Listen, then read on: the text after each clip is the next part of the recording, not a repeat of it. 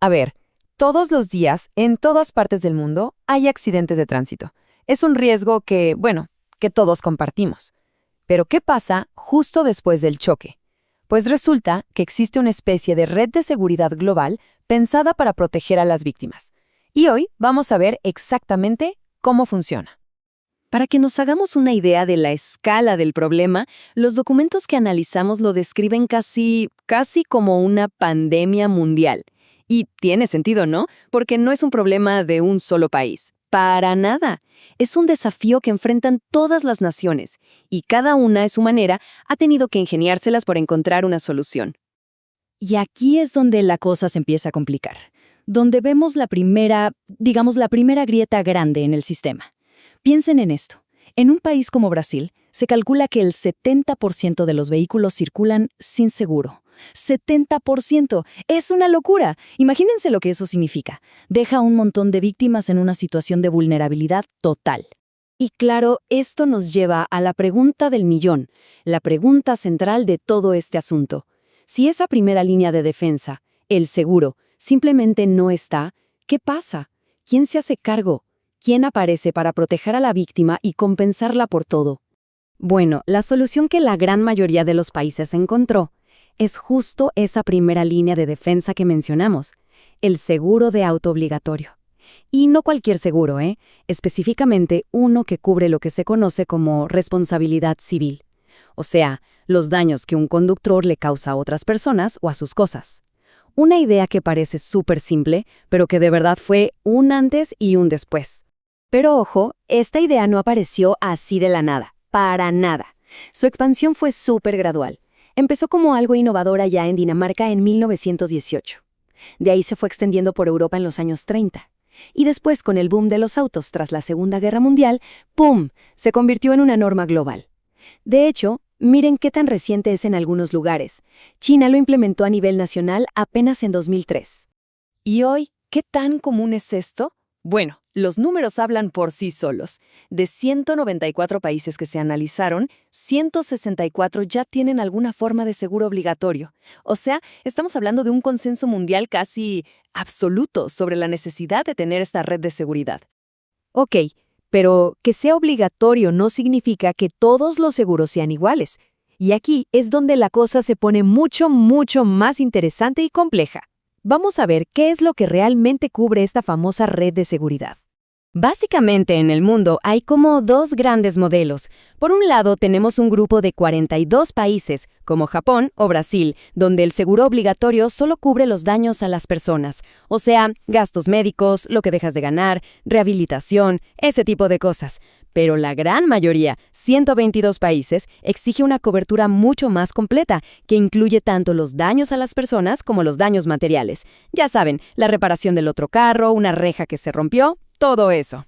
Claro, tener cobertura es un primer paso importantísimo, pero la pregunta lógica que sigue es, bueno, ¿de cuánta plata estamos hablando? Y aquí, créanme, las diferencias son abismales. Miren, en un extremo tenemos una cifra que cuesta creerla. En Irán, la cobertura mínima obligatoria por lesiones a una persona es de apenas $58. Es una cantidad que, si te pasa algo grave, la verdad es que no es más que un gesto simbólico. Y ahora, vámonos al otro lado de la moneda.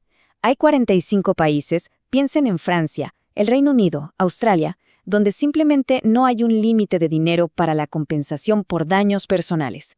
Así como lo oyen. La protección, al menos en teoría, es ilimitada.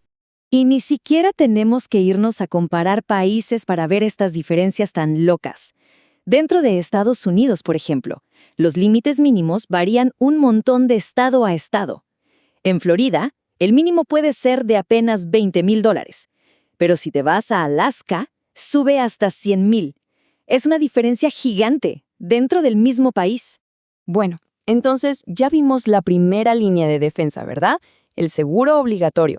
Pero, ¿qué pasa con ese 70% de conductores sin seguro del que hablamos? O con los típicos casos de choca y fuga donde el culpable desaparece. Pues para eso existe un plan B. Y este plan B tiene un nombre oficial. Se llama Fondo de Garantía. Es básicamente un mecanismo que muchos países crearon justo para esas situaciones, para cuando el seguro obligatorio, por la razón que sea, no entra en juego. El funcionamiento es bastante sencillo, la verdad. Imaginen, pasa un accidente con un conductor que se fuga o que no tiene seguro. La víctima, en vez de quedarse de brazos cruzados, va y presenta su caso a este fondo nacional. Y si todo está en orden, el fondo le paga la compensación. Es como la red de seguridad de la red de seguridad. Ahora, ¿qué cubre este fondo exactamente? Aquí hay una diferencia súper importante.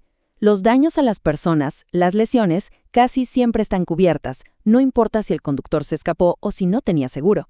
Pero con los daños materiales, ahí la cosa cambia. Si no se sabe quién fue el culpable, es muy difícil que te paguen algo.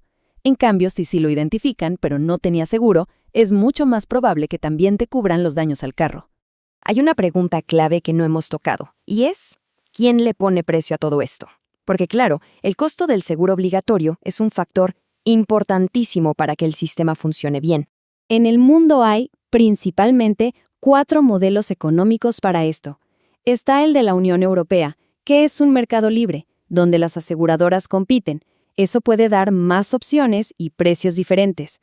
En el otro extremo, tienes países como China, donde el gobierno regula y controla los precios, buscando más que nada estabilidad.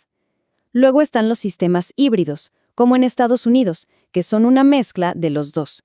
Y por último, hay un modelo súper particular, como el de Sudáfrica, donde no hay una póliza como tal, sino que se paga un pequeño impuesto cada vez que cargas gasolina. Así se aseguran de que todo el que maneja coopera. Entonces, al final de todo este recorrido, ¿con qué nos quedamos? Pues con la idea de que el mundo entero se enfrenta a un mismo problema, pero las soluciones que encuentras son increíblemente diferentes entre sí. Si tuviéramos que resumir todo en una sola idea, sería esta. El seguro obligatorio es, básicamente, un sistema para que la ayuda que recibe una víctima no dependa de si el culpable tiene dinero o no. El objetivo es muy simple, que haya justicia y protección para todos, sin importar qué. Al final del día, el porqué de todo esto es universal. La idea de que nadie, absolutamente nadie, debería quedar desamparado después de un accidente. Pero el cómo lograrlo, bueno, eso ya es un reflejo único de cada país, de su economía, de sus leyes, incluso de su cultura.